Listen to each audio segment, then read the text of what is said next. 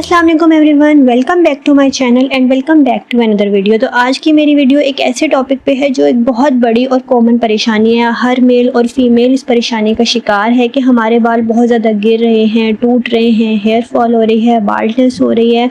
तो इस चीज़ को किस तरह से कंट्रोल करें और किस तरह से इस चीज़ को रोकें। कुछ लोग तो महंगे महंगे ट्रीटमेंट्स अफोर्ड कर सकते हैं और वो महंगे महंगे ट्रीटमेंट्स करवाते भी हैं ताकि वो अपने बालों की ग्रोथ को दोबारा से स्टिमुलेट करवा सकें, लेकिन हर कोई ये ट्रीटमेंट्स अफोर्ड नहीं कर सकता। मेरे अपने हेयर फॉल का बहुत ज़्यादा प्रॉब्लम है और मैं भी ये महंगे महंगे ट्रीटमेंट्स अफोर्ड नहीं कर सकती। सो आज मैं आपको बताऊँगी कुछ ऐसी अफोर्डेबल टिप्स जिनसे हेयर फॉल कंट्रोल हो सकता है और हेयर ग्रोथ स्टिमुलेट हो सकती है। ये टिप्स मैंने खुद ट्राई की हैं, इसलिए मैं आज आपके साथ शेयर कर रही हूँ। So before moving on to the tips, मैं आपको पहले ये बताऊंगी कि हेयर फॉल होती किस वजह से है।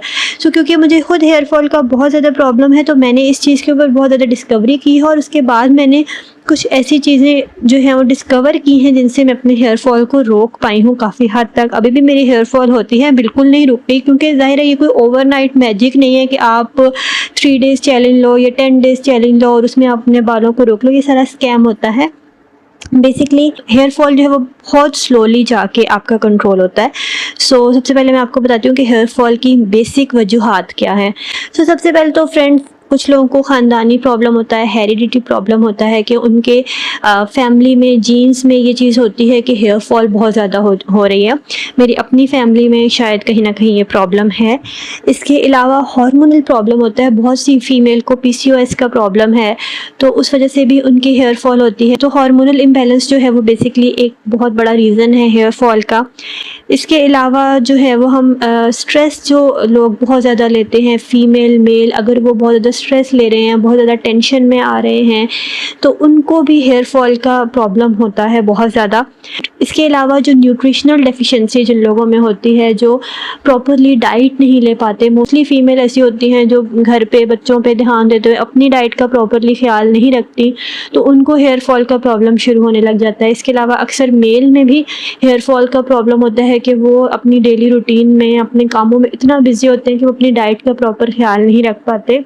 इसके अलावा हम लोग कुछ ऐसी मिस्टेक्स करते हैं अपने हेयर के साथ, उनको इतनी उनकी केयर नहीं करते या उनको इतना डेलिकेट समझ के उनका ख्याल नहीं रखते और उनको बहुत ही ज़्यादा रफ़ यूज़ करते हैं, जिस वजह से भी हमारे बाल जो है वो टूटने और गिरने लग जाते हैं। तो मैं आपके साथ इंशाल्लाह ये सारी चीज़ें शेयर करूँगी और आपको इन सब चीज़ों का सोल्यूशन भी बताऊँगी, लेकिन उससे पहले आप जल्दी से मेरे चैनल को सब्सक्राइब कर लीजिए। सो फ्रेंड्स, मैंने जो भी आपको प्रॉब्लम्स बताई हैं उनका जो सबसे बेसिक सोल्यूशन यही है कि आप अपनी न्यूट्रिशन को कंट्रोल करें। फ्रेंड्स, जैसे एक पौधा होता है और उसको जो है वो ग्रो करने के लिए खाद की, पानी की, सनलाइट की ज़रूरत होती है, वैसे ही हमारे बाल भी पौधे की तरह ही हैं कि उनको भी ग्रो करने के लिए ग़िज़ाइयत की ज़रूरत है। और जब तक वो अंदर से स्ट्रॉन्ग नहीं होते, हम बाहर से जितने मर्ज़ी रेमेडीज़ करते रहें, जितनी मर्ज़ी चीज़ें लगाते रहें, जब तक उनको प्रॉपर ग़िज़ाइयत, वो न्यूट्रिएंट्स नहीं मिलेंगे जो उनके लिए ज़रूरी है, तब तक वो ग्रो नहीं कर पाएंगे और वो ब्रिटल ही रहेंगे। तो बेसिकली कुछ ऐसे न्यूट्रिएंट्स हैं जिनकी डेफिशिएंसी की वजह से आपकी जो हेयर फॉल है वो बहुत ज़्यादा होती है, और उनमें सबसे पहले तो है आयरन। आयरन डेफिशिएंसी आजकल हर जगह पे पूरी दुनिया में बहुत ज़्यादा कॉमन है और ये डेफिशिएंसी ही बेसिकली हेयर फॉल की भी वजह है। सो आयरन डेफिशिएंसी को आप फूड से किस तरह से कंट्रोल कर सकते हैं। बहुत से फूड्स हैं जिनमें आयरन की बहुत ज़्यादा अमाउंट होती है, जैसे कि स्पिनिच है, लेग्यूम्स हैं, या जैसे कि ड्राई फ्रूट्स हैं जिसमें आ जाता है आलमंड्स, पिस्ता, और इसके अलावा चिक पीस में आयरन बहुत ज़्यादा होता है। और अगर आप चिकन या एग या फ़िश वगैरह अगर आप यूज़ करते हैं, आप वीगन नहीं हैं, तो चिकन में बहुत ज़्यादा आयरन, बहुत रिच सोर्स होता है आयरन का चिकन। सो आप चिकन यूज़ कर सकते हैं। एग आप खाएं डेली, तो उससे भी आपकी कहीं ना कहीं हेयर फॉल कंट्रोल हो सकती है। सो इसके अलावा जो सेकंड न्यूट्रिएंट है वो जिंक है। जिंक डेफिशिएंसी आपके हेयर फॉल की वजह बनती है। सो जिंक डेफिशिएंसी को ओवरकम करने के लिए pumpkin seeds, sesame seeds, watermelon seeds, red meat, almond, cashew nuts, spinach, mushrooms, ये सब चीज़ें हैं जो आप अपनी डाइट में अगर यूज़ करें प्रॉपरली तो आप जिंक की डेफिशिएंसी को ओवरकम कर सकते हैं। इसके अलावा बायोटिन, आपने बहुत नाम सुना होगा कि बायोटिन बालों के लिए बहुत ज़रूरी है, बायोटिन बालों के लिए बहुत ज़रूरी है। बायोटिन बेसिकली है क्या?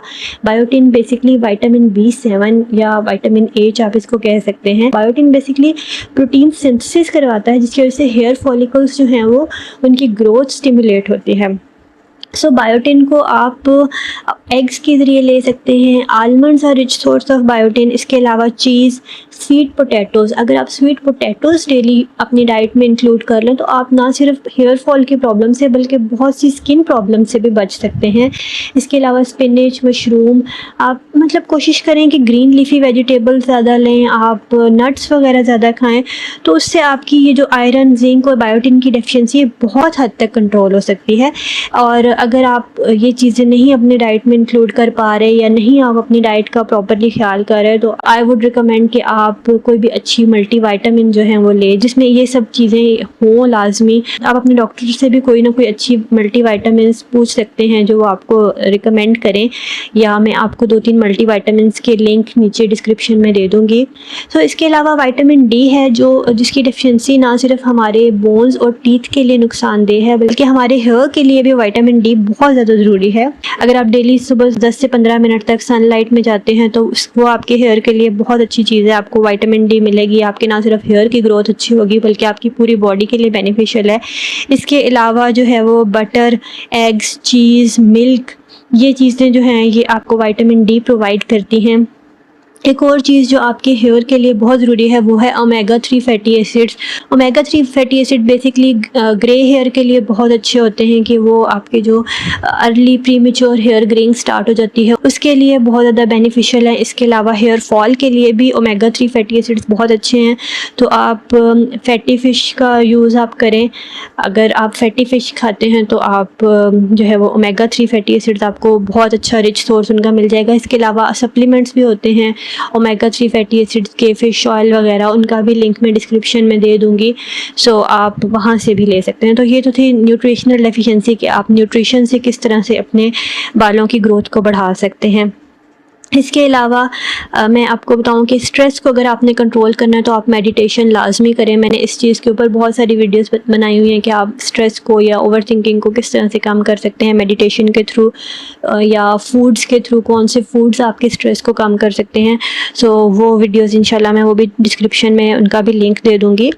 इसके अलावा हम कौन कौन सी ऐसी मिस्टेक्स करते हैं जिनसे हमारे हेयर फॉल होती है। सो सबसे पहली मिस्टेक तो ये है कि हम गीले बालों में कॉम्ब करते हैं। आपने बहुत से लोगों से सुना होगा कि गीले बालों में कॉम्ब या ब्रश नहीं करना चाहिए क्योंकि गीले बाल बहुत ज़्यादा ब्रिटल होते हैं और जैसे ही आप उनको कॉम्ब करते हो वो फ़ौरन टूटना शुरू कर देते हैं। इसके अलावा गीले बालों के साथ हम एक और बहुत बड़ी मिस्टेक करते हैं और हमें रियलाइज़ भी नहीं होता कि हम वो कर रहे हैं, वो ये है कि हम गीले बालों को टॉवल में लपेट देते हैं। और अक्सर लोग तो मैंने देखा है कि वो कितनी कितनी देर टॉवल में बाल अपने लपेटे रखते हैं। आपके गीले बाल, जैसे मैंने पहले कहा है, बहुत ज़्यादा ब्रिटल हुए होते हैं, तो उनको जब आप टॉवल का इतना ज़्यादा वेट उनके ऊपर डाल देते हैं तो वो टूटने लग जाते हैं उससे। इसके अलावा आप हेयर ब्रश बहुत ज़्यादा अगर यूज़ करते हैं तो उसको भी डिसकंटिन्यू कर दें। आप वुडन कॉम्ब यूज़ करें। वुडन कॉम्ब ना सिर्फ आपके हेयर को इजीली डीटेंगल करती है बल्कि आपके हेयर को टूटने से भी बचाती है। हेयर ब्रश से आपके हेयर बहुत ज़्यादा टूटते हैं। स्पेशली कुछ लोग होते हैं जो ऑयलिंग नहीं करते, वो कहते हैं हमें ऑयल की स्मेल से प्रॉब्लम है, ये हमारे पास टाइम नहीं है कि हम ऑयलिंग करें। मैं तो 2 दिन तक ऑयल लगा के रखती हूँ, लेकिन कुछ लोग होते हैं जो जॉब वगैरह करते हैं या उन्होंने घर से बाहर जाना है तो वो ज़्यादा देर तक ऑयल नहीं अपने बालों में लगा सकते। तो आप कोशिश करें कि नहाने से 1 घंटा पहले अपने बालों में हल्का हल्का ऑयल लगा लें। 1 घंटे के लिए तो आप स्मेल बर्दाश्त कर ही लेंगे क्योंकि आपके बालों के लिए ऑयल बहुत ज़्यादा ज़रूरी है। जैसे पौधे के लिए पानी ज़रूरी है वैसे आपके बालों के लिए ऑयल ज़रूरी है। और आपको पता है कि जब आप अपने बालों में ऑयल लगाते हैं, स्कैल्प की मसाज करते हैं, तो उससे आपके हेयर फॉलिकल स्टिमुलेट होते हैं। ऑयल को हमेशा आप गर्म करके लगाएं। आप कोई भी ऑयल यूज़ कर सकते हैं जो हेयर फॉल के लिए बहुत अच्छे ऑयल्स हैं। उनमें onion oil, egg oil, castor oil, ये तीनों ऑयल हेयर ग्रोथ के लिए बहुत अच्छे हैं। इसके अलावा आप कोई भी ऑयल यूज़ करें, बस गर्म करके उसको लगाएं और उसको अच्छे से अपने रूट्स में मसाज करें तो आपकी हेयर फॉल बहुत हद तक कंट्रोल हो सकती है। इसके अलावा आप कोशिश करें कि अपने हेयर को ज़्यादा हीट प्रोवाइड ना करें। जो भी लोग हेयर स्ट्रेटनर या कर्लिंग वांड्स वगैरह यूज़ करते हैं, कोशिश करें कि अपने बालों को इतना ज़्यादा हीट ना दें। कभी कभी स्पेशल ओकेजन पे आप करें, लेकिन डेली बेसिस पे आप ये सब ना अपने बालों के साथ करें क्योंकि इससे आपके बाल बहुत ज़्यादा डैमेज हो रहे हैं। स्पेशली जो लोग हेयर स्ट्रेटनिंग करते हैं, मैंने खुद देखा है कि कुछ लोग बिल्कुल रूट से बालों को स्ट्रेट करना स्टार्ट कर देते हैं। आप रूट से करेंगे तो आपके बाल बहुत ज़्यादा टूटेंगे। आप कोशिश करें कि रूट से 1 इंच छोड़ के आप हेयर स्ट्रेट करना शुरू करें, तो उससे आप अपने बालों को काफ़ी हद तक डैमेज होने से बचा सकते हैं। इसके अलावा कुछ लोग बहुत टाइट पोनीटेल बांध लेते हैं या अपने बालों को बहुत ज़्यादा कस के बांध लेते हैं, तो वो कोशिश करें कि अपने बालों को ज़रा ढीला बांधें और उससे जो है वो आपके बाल ताकि टूटे नहीं। आप आगे से बाल होना स्टार्ट हो जाते हैं क्योंकि आपकी फ्रंट की जो हेयर लाइन है वहाँ से बाल सारे टूट जाते हैं। उसकी एक वजह तो ये भी है कि आप टाइट पोनीटेल करते हैं। और कुछ गर्ल्स जो हिजाब लेती हैं वो अपने बालों को पीछे करके और बहुत खींच के ऊपर वो हिजाब की कैप वगैरह पहन लेती हैं और हिजाब कर लेती हैं। मैं आपको हिजाब करने से नहीं रोक रही, मैं आपको ये कह रही हूँ कि आप अपने बालों को कॉम्ब पीछे की तरफ ना करें, आप साइड पे कर लें या सेंटर से पार्टीशन कर लें ताकि आपके जो बाल हैं वो पीछे को ना जाएं। हिजाब के वेट से आपके बाल उस जगह पे ही रहें। इसलिए आप ऐसी छोटी छोटी चीज़ें करें जिससे आप अपने हेयर फॉल को रोक सकती हैं। और हाँ, कुछ लोग खुले बाल लेकर रात को सो जाते हैं, तो वो भी कोशिश करें कि अपने बालों को ब्रेड में बांध के सोया करें। बेस्ट तरीका है आपकी हेयर फॉल को रोकने का। तो ये थी कुछ टिप्स एंड ट्रिक्स और कुछ फूड्स जो आपके बालों के लिए बहुत ज़रूरी हैं। इसके अलावा मैं आपके साथ बाद में कुछ होम रेमेडीज़ भी शेयर करूँगी, बट अभी के लिए वीडियो इतनी ही थी। अगर आपको मेरी वीडियो पसंद आई है तो लाइक ज़रूर कीजिएगा और कमेंट्स में मुझे अपने रिव्यूज़ ज़रूर दीजिएगा और मेरे चैनल को सब्सक्राइब करके जाइएगा। Thank you for watching.